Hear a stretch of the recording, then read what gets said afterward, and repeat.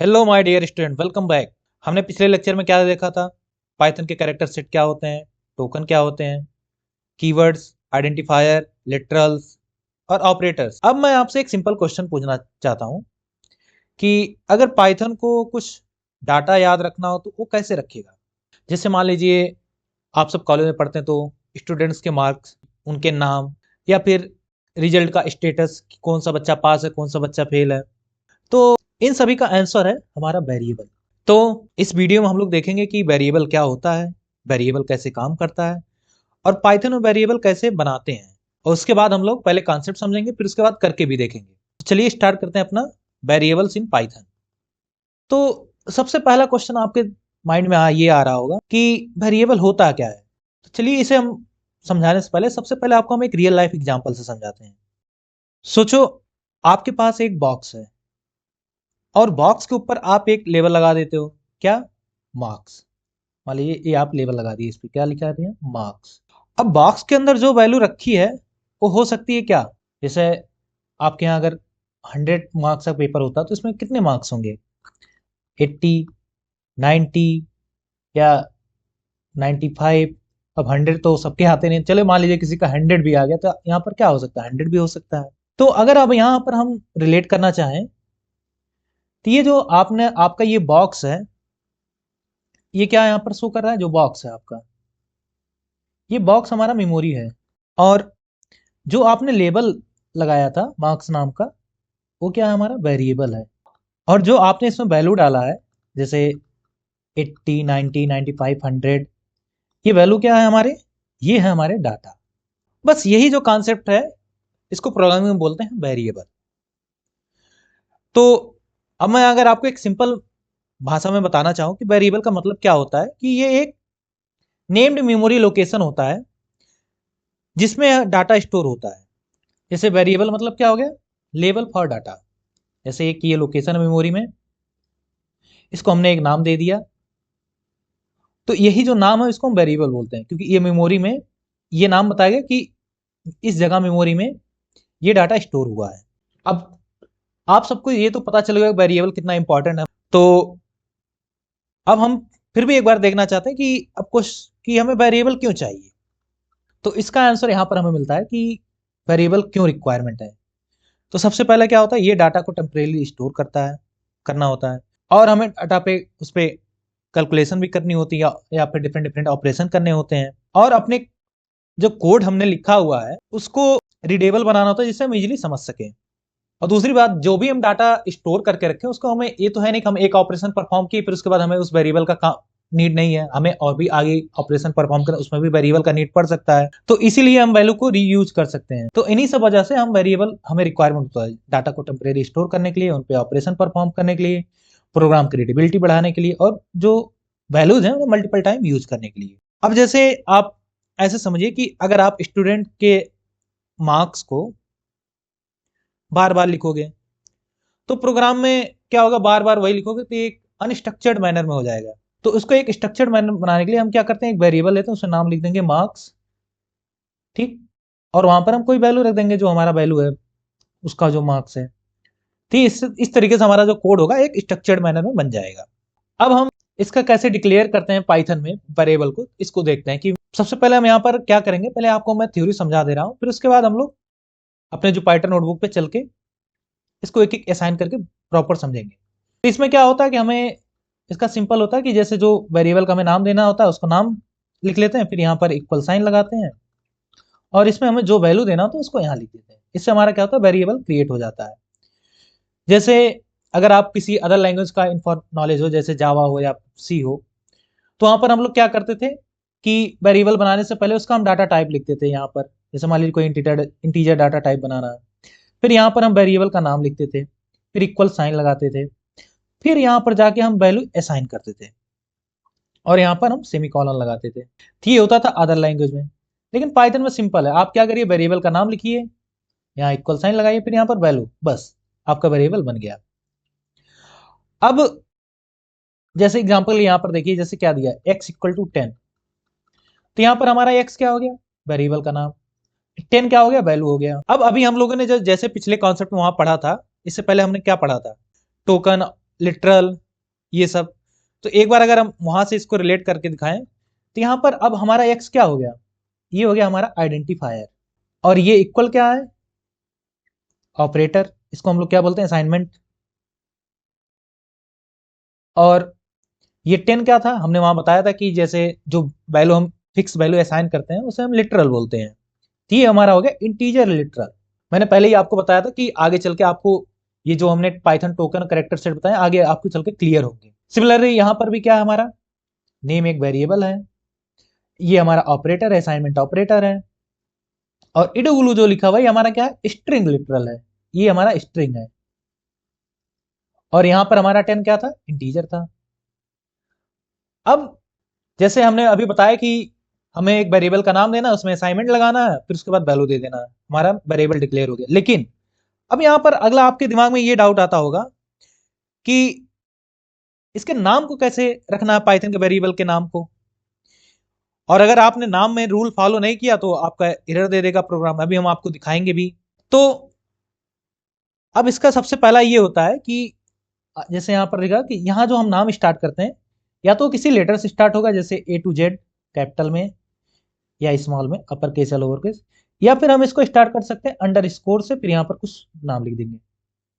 ठीक, जैसे एग्जाम्पल ये मान लीजिए अंडर स्कोर टोटल, या फिर ऐसे लिख सकते हैं टोटल मार्क, टोटल, फिर यहाँ पर मार्क।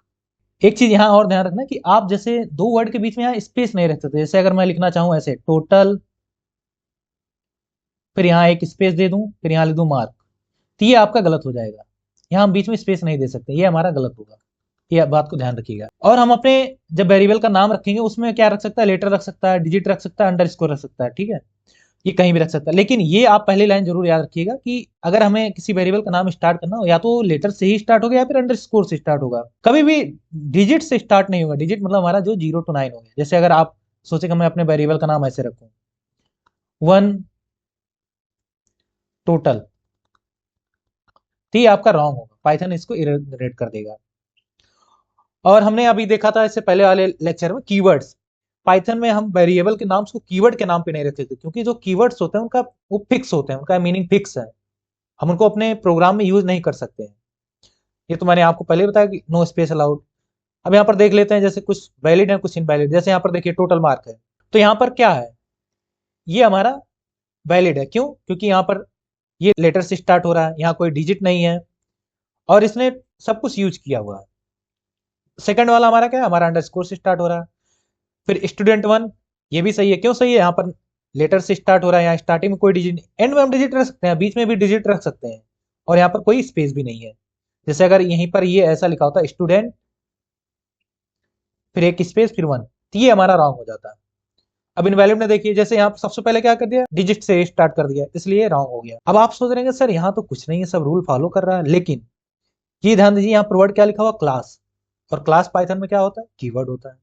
तो इसी वजह से हम इसको वेरिएबल के नाम में यूज नहीं कर सकते, इसलिए ये इनवैलिड है। और ये देखिए यहाँ पर क्या है, स्टूडेंट नेम सब कुछ सही है, लेकिन यहाँ बीच में देखिए यहाँ पर क्या है, यहाँ पर एक स्पेस आ गया, इसी वजह से ये हमारा रॉन्ग है। अब हम चलते हैं कि सर अब हम तो रूल भी जान लिए, सब कुछ फॉलो कर लेंगे, लेकिन इसके नेमिंग कन्वेंशन क्या हो सकते हैं। अब जैसे नेमिंग कन्वेंशन जो होते हैं वो हमारे कोई रूल नहीं होता, बस खाली इसलिए हम लोग एक प्रोसीजर फॉलो करते हैं जैसे हमें अपने वेरिएबल को एक सही से यूज कर पाए। जैसे जो हम वेरिएबल को नाम दें उसको एक मीनिंगफुल नाम दें, जिससे पता चले कि इस वेरिएबल को हमने किस काम के लिए असाइन किया है या किस काम के लिए बनाया हुआ। और हमेशा कोशिश करते हैं लोअर केस लेटर यूज करें। और जैसे हमें जब डिफरेंट डिफरेंट वर्ड को लिखना है, यहाँ पाइथन में स्पेस दे नहीं सकते। जैसे मान लीजिए यहाँ पर लिखा हुआ स्टूडेंट नेम, तो यहाँ पर हमें दो वर्ड को लिखना है, हम बीच में स्पेस दे नहीं सकते, यहाँ पर हम बीच में क्या करते हैं, अंडर स्कोर यूज कर लेते हैं। बस यही सब है इसमें। अब इसके बाद आता है अगला पॉइंट, क्या इसके कैरेक्टरिस्टिक क्या होते हैं वेरिएबल के। तो इसका सबसे इंपॉर्टेंट कैरेक्टरिस्टिक होता है डायनेमिकली टाइप। ये बात आप सब ध्यान रखिए, क्योंकि ये एग्जाम में बहुत जरूरी होता है, और ये पाइथन का बहुत पावरफुल फीचर भी है। अब डायनेमिकली टाइप्ड होता है, इसका क्या मतलब है। तो इसमें क्या होता है कि जैसे अभी हमने स्टार्टिंग में वेरिएबल जब सिंटैक्स बता रहे थे उसमें ये बताया था कि हमें वेरिएबल बनाते समय में डाटा टाइप को बताना नहीं होता, ये कौन सा डाटा स्टोर करेगा। पाइथन क्या ऑटोमेटिकली डिटेक्ट कर लेगा कि ये कोई नंबर स्टोर करेगा या स्ट्रिंग स्टोर करेगा या फिर इंटीजर स्टोर करेगा। और इसमें एक ये भी होता है कि एक ही वेरिएबल डिफरेंट डिफरेंट टाइप के डाटा को स्टोर कर सकता है। अभी हो सके आपको ये क्लियर ना हो, लेकिन अभी हम आगे उसको आईडी के थ्रू करके दिखाते हैं तो आपको ज्यादा क्लियर होगा। और ये हमेशा ध्यान रखिए कि पाइथन के जो वेरिएबल है केस सेंसिटिव होते हैं। जैसे अपर केस और लोअर केस का दोनों के यहाँ मीनिंग अलग होता है। जैसे मान लीजिए अपर, आपने कहीं लिख दिया ए नाम का कोई वेरिएबल बनाया है, ठीक है, फिर आप कहीं पर ये स्मॉल ए यूज कर रहे हैं, तो ये दोनों जो चीज है ये अलग अलग है पाइथन के लिए, ये दोनों एक चीज नहीं है। ये बात आप ध्यान रखिएगा। अब इसमें आता है क्या, हमारा वेरिएबल को हम कैसे कैसे असाइन कर सकते हैं। तो इसमें क्या होता है, अब जैसे देखिए सिंगल असाइनमेंट, सिंगल असाइनमेंट क्या होता है, हमें क्या होता है, हमें एक वेरिएबल लिए, उसमें एक सिंगल वैल्यू असाइन कर दिए, ये भी पाइथन अलाउ करता है। अभी हम इसको प्रोग्राम के थ्रू करके देखते हैं। और दूसरा क्या होता है, हम चाहते हैं कि एक ही टाइम पे मल्टीपल वेरिएबल को डिफरेंट डिफरेंट वैल्यू असाइन कर दें। इसके लिए हमें सिंपल क्या करना होता है, हमें यहाँ पर जैसे मान लीजिए हमारा कोई वेरिएबल है ए है, एक वेरिएबल बी है, एक वेरिएबल सी है, तो यहाँ हमने असाइनमेंट लगाया और यहाँ पर हमारे कितने वेरिएबल हो गए, 3 वेरिएबल, तो यहाँ पर हम 3 वैल्यू देंगे, जैसे 1 2 3। तो अब क्या होगा, ए वेरिएबल में हमारा 1 स्टोर हो जाएगा और बी वेरिएबल में हमारा 2 स्टोर हो जाएगा, और जो हमारा सी वेरिएबल है इसमें हमारा 3 स्टोर हो जाएगा। इसी सीक्वेंस में ये स्टोर होते जाएंगे। और कभी कभी क्या होता है, हमें एक ही वैल्यू को सभी वेरिएबल में असाइन करना होता है, मल्टीपल वेरिएबल में। जैसे मान लीजिए हमारे पास क्या वेरिएबल एक्स है, वाई है, ये हमारे 3 वेरिएबल है। इन सभी वेरिएबल की वैल्यू को हमें क्या करना है, एक ही वैल्यू असाइन करना है, जैसे मान लीजिए 5। तो अब क्या होगा, यहाँ पर हमें क्या करना होगा, हमें सिंपल करना होगा X assignment Y assign Z equal to 5। तो अब ये तीनों वेरिएबल में 5 असाइन हो जाएगा। चलिए अब हम चलते हैं अपने, थोड़ा प्रोग्राम करके देखते हैं जिससे आपको और क्लियरिटी आएगी। अब जैसे अभी हम लोगों ने क्या देखा था कि वेरिएबल में क्रिएट कैसे करते हैं, तो हम यहाँ सबसे पहले क्या करते हैं, एक नाम रखते हैं। मान लीजिए हमने वेरिएबल का नाम रख दिया कि हमें स्टूडेंट से रिलेटेड इन्फॉर्मेशन लेना, तो हमने यहाँ पर ले लिया एज। अब ये जो गया, ये क्या हो गया, वेरिएबल का नेम हो गया। अब यहाँ पर हमने क्या किया, असाइनमेंट लगाया। अब एज कितना हो सकता है, मान लीजिए हमने 20। अब ये एज नाम के वेरिएबल में 20 असाइन हो गया। अब हमें ये देखना है कि ये कैसे इसको हम इस वेरिएबल को प्रिंट कराते हैं। तो आप सबको हमने प्रिंट वेरिएबल प्रिंट फंक्शन के बारे में बताया था। यहाँ हमें क्या लिखना होगा, प्रिंट, फिर उसके बाद ब्रैकेट, फिर यहाँ पर हम सीधे क्या लिखना होगा, हमें सीधे वेरिएबल का नाम लिख दोगे। वेरिएबल नेम क्या है, एज। और इसके बाद इस कोड को हमें एग्जीक्यूट करना है। एग्जीक्यूट कैसे करेंगे, कंट्रोल इंटर। अब यहाँ पर क्या प्रिंट हो गया, 20। अब हमें क्या देखना है कि ये जो वेरिएबल है ये किस टाइप का, इसमें कौन सा डाटा स्टोर किया है, कहीं ये इंटीजर है या स्ट्रिंग है, क्या है। तो इसके लिए एक फंक्शन होता है इनबिल्ट पाइथन में, जो, अब आपको ये देखना है कि इसमें कौन सा, इस एज नाम के वेरिएबल में किस टाइप का डाटा स्टोर हुआ है। अभी हम आगे देखेंगे डाटा टाइप्स क्या होते हैं, टाइप्स फंक्शन क्या होते हैं, लेकिन अभी जस्ट आपको एक अंडरस्टैंडिंग के लिए बता दें, पाइथन में एक टाइप नाम का फंक्शन होता है जिसमें हम क्या करते हैं, वेरिएबल का नाम देते हैं, वो हमें बता देता है कि किस टाइप का ये डाटा स्टोर किया हुआ है। तो यहाँ पर हम क्या लिखेंगे, टाइप, फिर यहाँ पर एज लिख देंगे। लेकिन इससे तो हमें पता चलेगा नहीं, क्योंकि हमने तो अभी सिस्टम से ये नहीं कहा कि आप हमें आउटपुट में दिखाओ। तो इसके लिए हमें क्या करना होगा, इसके लिए हमें यहाँ पर प्रिंट के अंदर में ये पूरे फंक्शन को रखना होगा, टाइप एज को। यहाँ हम लिखेंगे प्रिंट, फिर यहाँ अपना ब्रैकेट लगाएंगे, फिर इसको यहाँ क्लोज करेंगे। अब इसके बाद क्या हमें करना है, कंट्रोल इंटर। तो यहाँ पर क्या दिखाई दे रहा है, क्लास इंट। तो इससे मतलब ये हुआ कि हमारा जो एज नाम का वेरिएबल है उसमें इंट टाइप का डाटा स्टोर हुआ। इंट मतलब कि इंटीजर टाइप का डाटा स्टोर हुआ है। अब हम आपको, अभी हमने इसके पहले डिस्कस किया था क्या, डायनेमिकली टाइप, आपसे हमने कहा था कि हम आगे इसको देखते हैं। जैसे मान लीजिए आपके पास एक वेरिएबल है एक्स, अब इसमें आपने क्या रख दिया, 20। इसी टाइम हम इसको प्रिंट करा के, मतलब इसका जो है इसको प्रिंट में भी लिख देते हैं, जिससे आपको और क्लियर होगा, आसानी से समझ में आएगा। लिखेंगे प्रिंट, यहां पर लिखेंगे हम एक्स, फिर कॉमा, फिर यहां लिखेंगे इसका टाइप कौन सा, ये प्रिंट हमें कराना है, टाइप किस वेरिएबल का, एक्स। अब देखिए यहां पर क्या आ गया,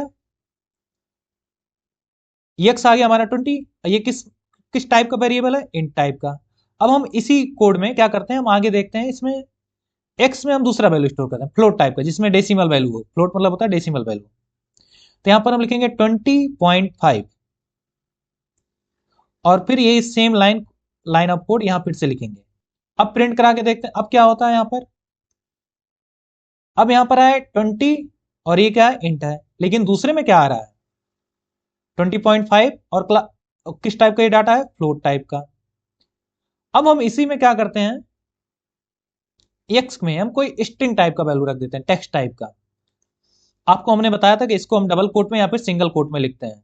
तो मान लीजिए हम डबल कोट ही यूज कर ले, सिंगल कोट ही यूज कर ले रहे हैं, तो यहां पर हम लिखते हैं इडू ब्लू।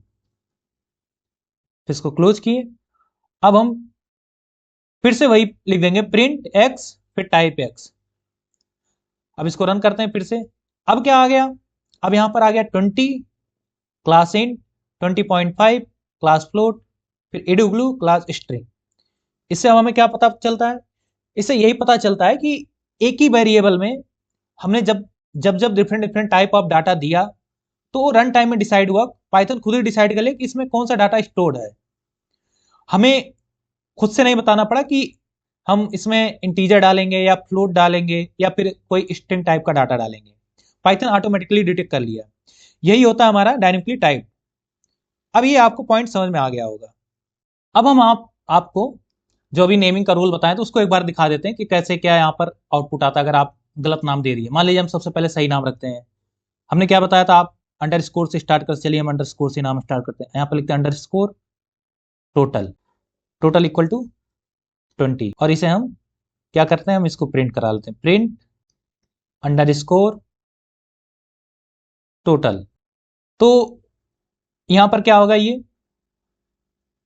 हमारा आराम से प्रिंट हो जाएगा। अब हम इसी में आगे देखते हैं। मान लीजिए हमने क्या बनाया, हमें टोटल नाम का वेरिएबल, लेकिन हमने क्या गलती से कर दिया, हमने वहां पर स्टार्टिंग में नंबर रख दिया 0 से 9। मान लीजिए हमने क्या रखे 2, फिर यहां पर लिख दिया टोटल। सेम वैल्यू इसको भी असाइन करेंगे क्या, 20। अब हम इसको प्रिंट करने की कोशिश करते हैं, तो यहां पर लिखेंगे प्रिंट टू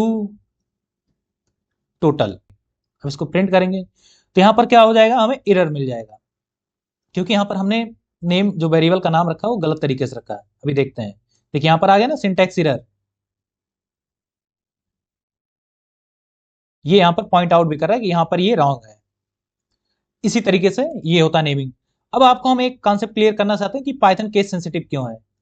जैसे मान लीजिए आपने क्या एक वेरिएबल बनाया मार्क नाम से, या फिर सिंपल एग्जांपल लीजिए, आपने एक स्मॉल एम के नाम से वेरिएबल बनाया, इसमें आपने वैल्यू असाइन किया क्या, 10।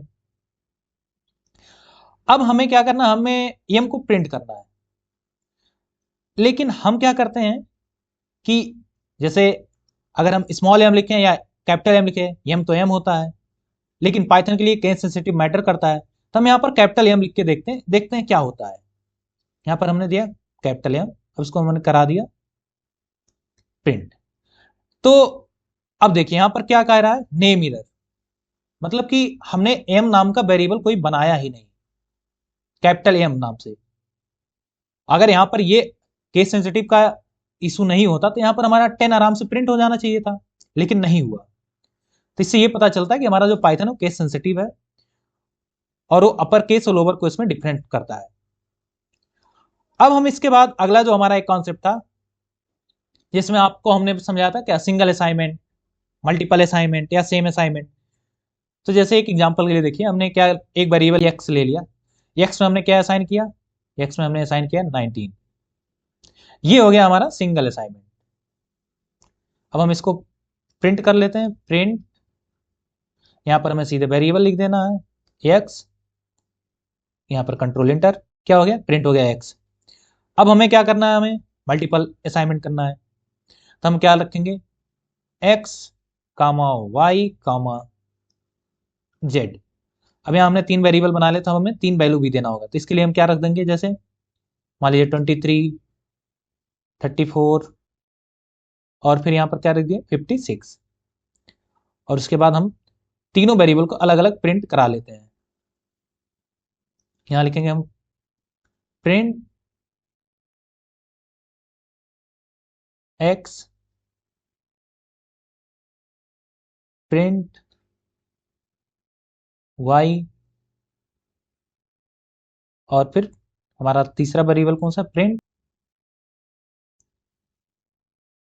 जेड। अब हम इन तीनों को प्रिंट करते हैं, देखते हैं क्या आता है।